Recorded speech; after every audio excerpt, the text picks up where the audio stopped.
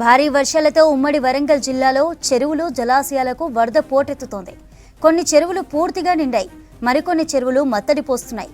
వాగులు వంకలు పొంగి పొర్లుతుండటంతో రాకపోకలకు అంతరాయం కలుగుతోంది. వరంగల్ జిల్లా సంగం మండలం ఎలుగురు రంగంపేట చెరువు పెద్ద ఎత్తున మత్తడి పోస్తోంది. దీంతో ఈ గ్రామానికి రాకపోకలు స్తంభించాయి.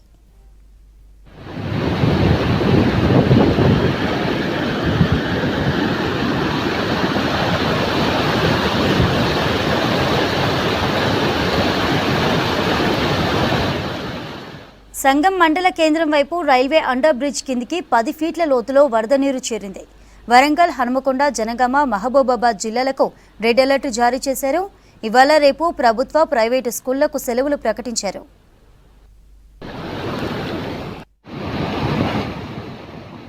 మరోవైపు వరంగల్లో వర్షం తగ్గినా ముంపులోనే పలు కాలనీలున్నాయి. మైసయ్య నగర్ కాలనీ పరిస్థితి దారుణంగా ఉంది. రోడ్లపై భారీగా నీళ్లు నిలిచిపోవడంతో స్థానికులు ఇబ్బందులు పడుతున్నారు. అయితే వరద నీటిని తొలగించడానికి చర్యలు తీసుకుంటున్నామన్నారు జీడబ్ల్యూసీ అధికారులు.